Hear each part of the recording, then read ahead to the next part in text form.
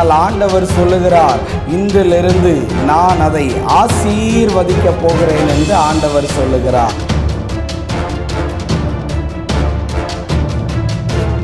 இன்னைக்கு ஆண்டவர் சொல்லுகிறார், உனக்காக அனுப்பப்படுகிறது இயேசுவின் நாமத்தினால். கரங்களை தலையில வை, தலையில வை, தலையில வை கைய.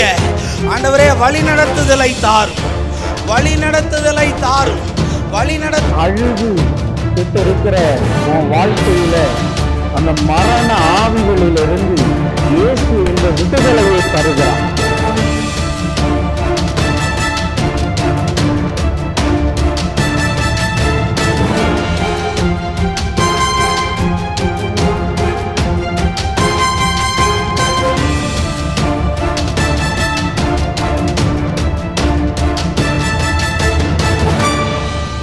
கர்த்தருக்குள் அன்பான தேவ பிள்ளைகளே, ஆண்டவரும் இரட்சகருமாகிய இயேசுவின் நாமத்தில் உங்களுக்கு என் அன்பின் வாழ்த்துக்கள்.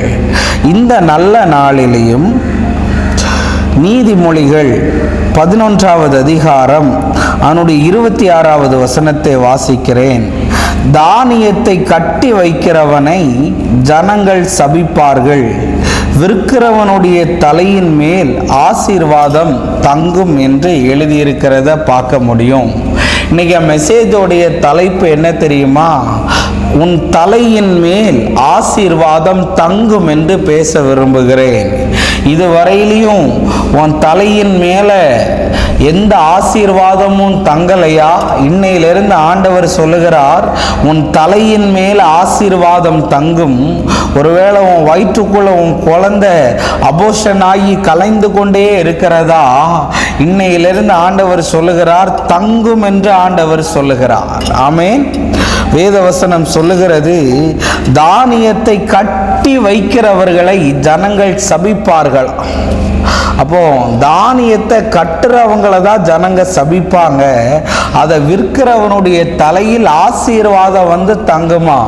ஒருவேளை நீ ஏதாவது கடை தொழிலை செஞ்சுக்கிட்டு இருக்கலாம், இல்லாட்டி கடல் தொழிலில் செஞ்சுக்கிட்டு இருக்கலாம், ஒருவேளை மாவு வியாபாரத்தை பண்ணி இருக்கலாம், இல்லாட்டி ஒரு பெட்டி கடையை நீ நடத்திக்கிட்டு இருக்கலாம். நீ எந்த காரியத்தை செஞ்சாலும் சரி, அந்த சாபங்கள் உன்னை விட்டு மாறி விற்கிற உன் தலையின் மேல் ஆசீர்வாதம் பலிப்பதாக. ஒருவேளை நீ ஒரு மெடிக்கல் ஷாப்பை வச்சு ரன் பண்ணிக்கிட்டு இருக்கலாம், ஒருவேளை சின்ன ஒரு ஆஃபீஸை போட்டு நீ ரன் பண்ணிக்கிட்டு இருக்கலாம், ஒருவேளை நீ பூ வியாபாரத்தை பண்ணிக்கிட்டு இருக்கலாம், ஆண்டவர் இன்னைக்கு உனக்கு ஒரு ஜூஸ் கடையை நீ நடத்திக்கிட்டு இருக்கலாம்,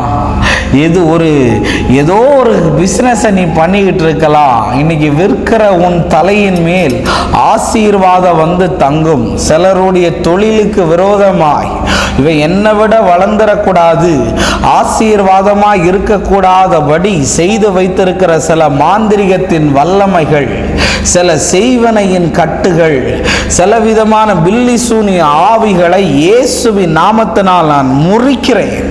இந்த கடையை விட்டு உன்னை விரட்டிடுவேண்டா, இந்த கடையை விட்டு உன்னை விரட்டிடுவேண்டி அப்படின்னு நிறைய பேர் சொல்லலாம்.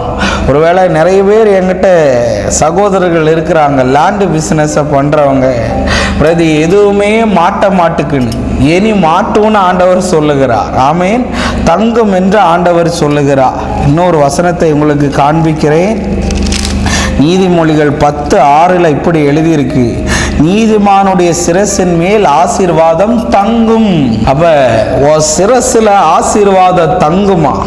இன்னையிலிருந்து வருமானமே தங்க மாட்டுக்கு பிரதர், குழந்தையே தங்க மாட்டுக்கு பிரதர்னு சொல்றியா?